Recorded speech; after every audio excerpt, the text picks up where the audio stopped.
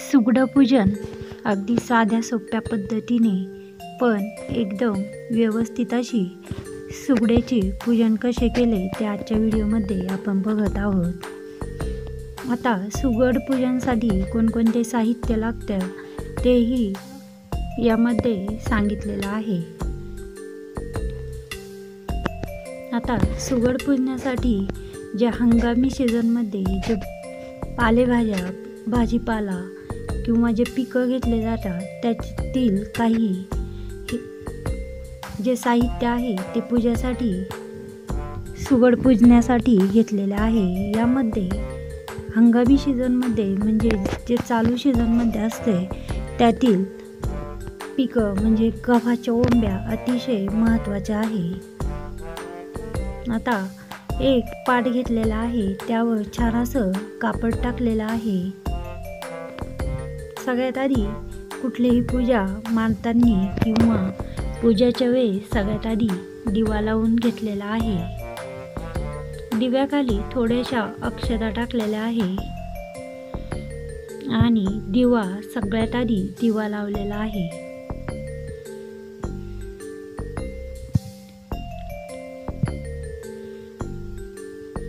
दिवा लावल्यानंतर दिव्याला हळदी कुंकू अक्षरा आणि फूल ठेवलेला आहे।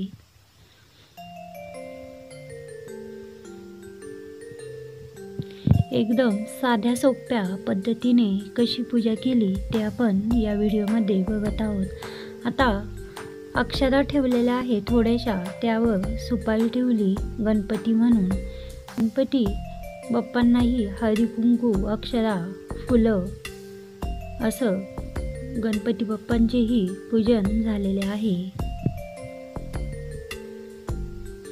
आता 5 ठिकाणी म्हणजे 5 सुगडे किंवा खणही म्हटले जाते, त्याला सगळ्यात आधी हळदी कुंकू लावून घेतलेला आहे आणि सुगडं ठेवण्याच्या आधी अक्षता ठेवलेल्या आहे थोड्या थोड्या, त्यावर अक्षरांवर तांदूळ मग सुगड ठेवलेला आहे। आता सुगड घेताना कुठेही फुटलेलं किंवा तुटलेलं नसलं पाहिजे। काळ्या किंवा तांबड्या कलरचे सुगडं असतात। आता या सुगडांना सफेद असा धागा गुंडाळून घ्यायचा आहे।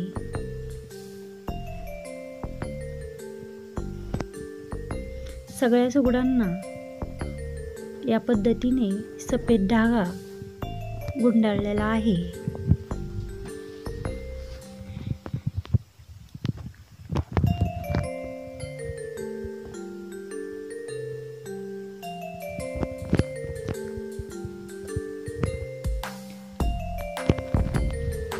या पद्धतीने सगळ्या सुगडांना सफेद धागा गुंडाळून झालेला आहे। सगळ्यात आधी ऊसाचा या पद्धतीने असे छोटे छोटे भाग केलेले आहे। ऊस सोलून ऊसानंतर वाटाण्याचे जे शेंगा असतात त्याही ठेवलेल्या आहे सगळ्या सुगडमध्ये।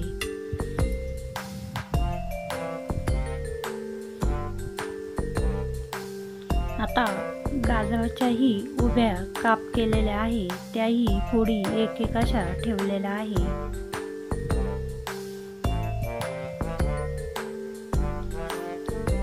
जेवढं पूजेसाठी साहित्य घेतलेलं आहे तेवढंही बसल या पद्धतीने सगळं सामान ठेवलेलं आहे।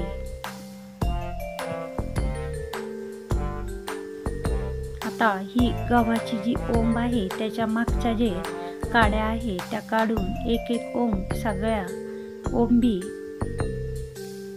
या सुगडामध्ये ठेवल्या। त्यानंतर बोरं ठेवलेले आहे।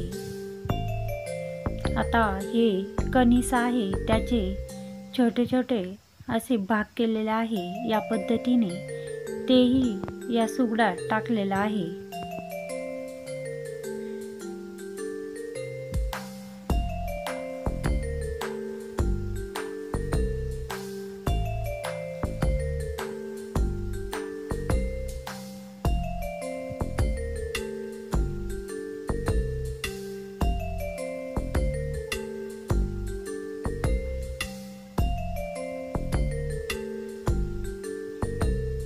त्याच्यात सगळ्यात महत्त्वाचं साहित्य म्हणजे गव्हाची ओंब आणि अजून एक साहित्य आहे ओंबी आणि अजून एक साहित्य आहे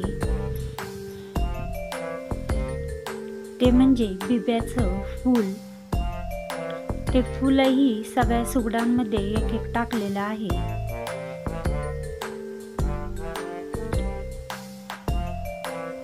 आता हे जो ओला म्हणजे घाटे आहे तेही यामध्ये टाकलेलं आहे।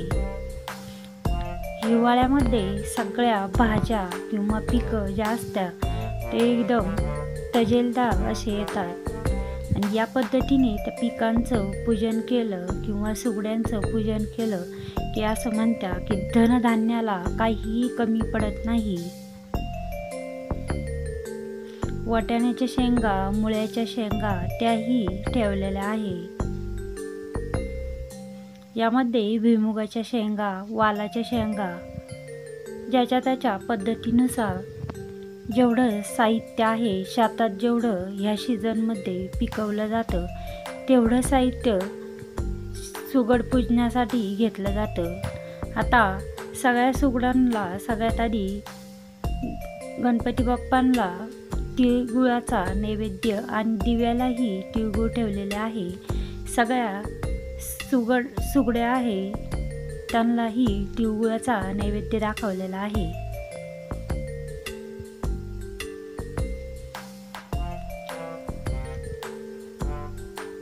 आता पुन्हा सगळ्या सुगडाला हळदी कुंकू वाहिलेलं आहे।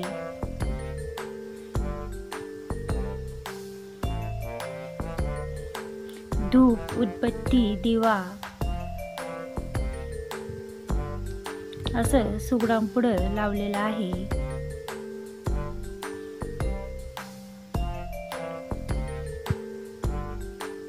या पद्धतीने सगळ्या फुलंही ठेवलेले आहे। एकदम साध्या सोप्या पद्धतीने सुगडाची व्यवस्थित अशी पूजा केलेली आहे। कोणालाही सहज जमेल अशी एकदम साध्या सोप्या पद्धतीने सुगडाची पूजा केलेली आहे। आता हळदी कुंकू फुलं वाहिल्यानंतर दिव्याने ओवाळून घेतलं, उदबत्तीनेही ओवाळून घेतलं।